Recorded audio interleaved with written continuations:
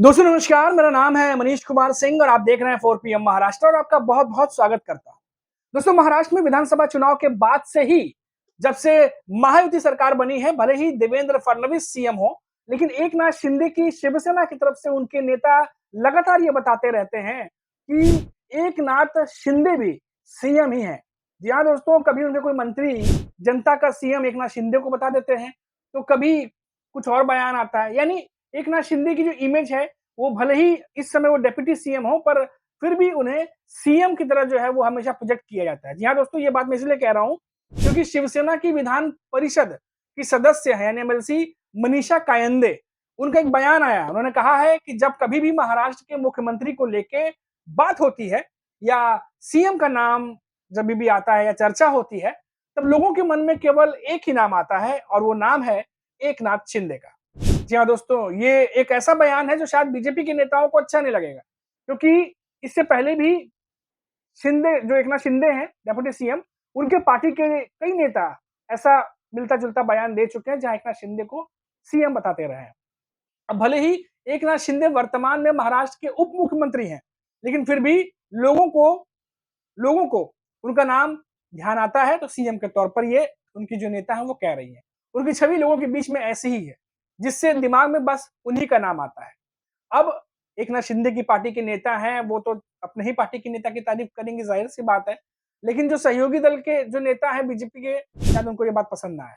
आगे देखिए, शनिवार को मनीषा कायंदे ने एक कार्यक्रम को संबोधित किया और संबोधित करते हुए कहा कि 2024 के विधानसभा चुनाव में महायुति सरकार यानी कि एकनाथ शिंदे की शिवसेना, बीजेपी और अजित पवार की एनसीपी की जीत केवल 2 कारणों की वजह से हुई।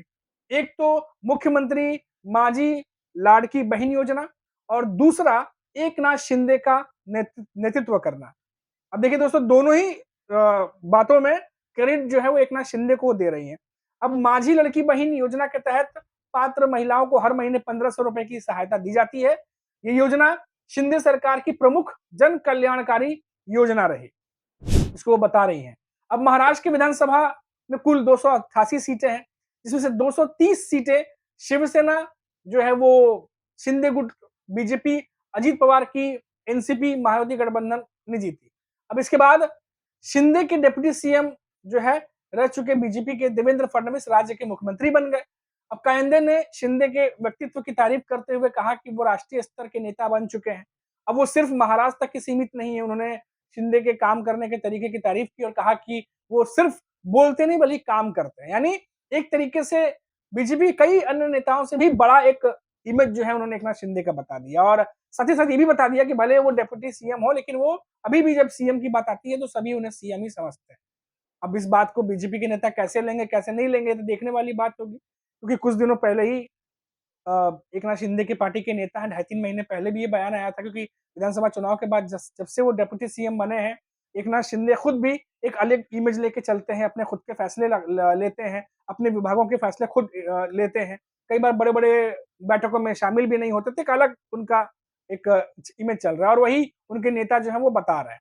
अब उन्होंने आगे क्या कहा? भले ही वो आज उप मुख्यमंत्री हैं, कायंदी शिंदे कहती हैं कि भले ही आज वो उप मुख्यमंत्री हैं, लेकिन शिंदे शिवसेना के लिए वो मुख्यमंत्री हैं।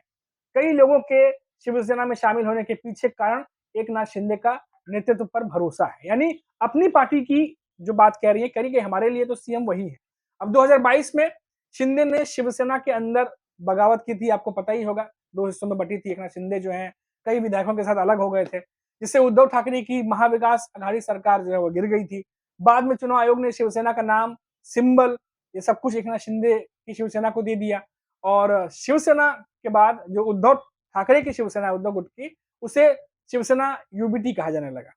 अब ये तमाम बातें जो है वो सामने आई हैं। अब ये सोचा जा रहा है कि ये क्यों कहा जा रहा है, ऐसा क्यों?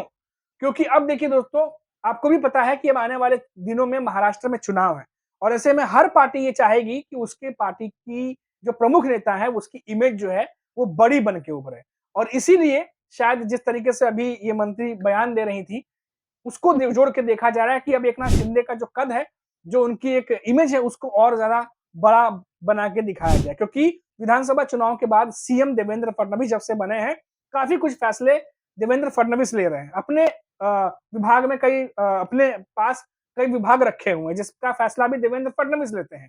तो ऐसे में कहीं अजीत पवार और एकनाथ शिंदे की जो डिप्टी सीएम वाली इमेज है, कई सारे उनके चीजें हाथ से ना निकल जाए, क्योंकि सीएम के पास ज्यादा पावर होता है। तो ऐसे में नेता इस तरह से बयान भी देते हैं ताकि लोगों के बीच में ये जाए कि अभी भी हमारे लिए, हमारी नजर में जो सीएम है वो एकनाथ शिंदे, और बात इमेज की ही होती है, क्योंकि सीएम से डिप्टी सीएम बनना और देवेंद्र फडणवीस का डिप्टी सीएम से सीएम बनना, तो ये, हालांकि देवेंद्र फडणवीस कहते हैं कि रोटेशन वाली चेयर है, लेकिन फिर भी पार्टी के नेता ये जानते हैं कि अगर चुनाव में उतरेंगे तो देवेंद्र फडणवीस को ही सीएम वो कहेंगे। अब अब पार्टी के नेता हैं, वो अपने पार्टी के नेता के बारे में तारीफ में कुछ भी कह सकते हैं। तो ये जो बात है ये सामने आई है। अब देखिए दोस्तों, ये बात इसलिए भी है क्योंकि एकनाथ शिंदे के जो कुछ खास गढ़ हैं, जैसे ठाणे है, मुंबई के आसपास के इलाके हैं, इन इलाकों में देखा जाता है आमतौर पर कि एकनाथ शिंदे का काफी ज्यादा मजबूत वहां पर पकड़ है। और अब देखा जा रहा है कि बीजेपी के नेता भी इन इलाकों में, इन गढ़ में घुसने की तैयारी कर रहे हैं। बीजेपी के नेता हालांकि ये कहते हैं कि फ्रेंडली फाइट की बात कर रहे हैं, लेकिन इन इलाकों में जहां पर एकनाथ शिंदे की पकड़ मजबूत है, वहां भी अब बीजेपी के नेता किसी भी तरीके से जो है वो अब देख रहे हैं कि किस तरीके से अपना वर्चस्व बनाया जाए, क्योंकि आने वाले समय में महायुति जो है, तीनों पार्टियां वो अपने अपने दम पर निकाय चुनाव में उतर सकती हैं, और उसी को लेकर तैयारियां अभी चल रही हैं। और अब एक नेता दूसरे नेता से कैसे बड़ा हो सकता है, अपनी अपनी उपलब्धियां बताना, जैसे कि अभी हमने आपको बताया कि लाडली बहन योजना को जो है वो के मुख्यमंत्री भी पहले जुड़ा था, तो उसे एकनाथ शिंदे से ही जोड़ करके उनके मंत्री बता रहे हैं। और ये भी कह रहे हैं कि वो नेतृत्व क्योंकि एकनाथ शिंदे का था, इसलिए महायुति को इतने बड़े मार्जिन से जीत हासिल हुई। तो ये पूरा क्रेडिट जो है लेने के भी काम अब शुरू हो चुके हैं। पूरा क्रेडिट का खेल। अब आने वाले समय में आप बीजेपी के नेताओं को हो सकता है देख सकते हैं कि वो देवेंद्र फडणवीस के बारे में कुछ ऐसी बातें करते हुए दिखाई दें। अजीत पवार के एनसीपी के जो नेता हैं, वो अजीत पवार के बारे में ये तमाम बातें कहते हुए दिखाई दें। तो अब देखना खेल दिलचस्प हो गया दोस्तों कि अब किस तरीके से एकनाथ शिंदे की शिवसेना, बीजेपी, अजीत पवार की एनसीपी, ये तीनों पार्टियां अब किस तरीके से, क्योंकि दिखाना भी है कि हम लड़ नहीं रहे और लड़ना भी है, तो बड़ा ही दिलचस्प सा मुकाबला होने वाला है आने वाले समय में। फिलहाल अभी के लिए इतना ही। आप देखते रहिए 4 पीएम महाराष्ट्र, और लौटेंगे तो बात करेंगे किसी बड़ी खबर पर।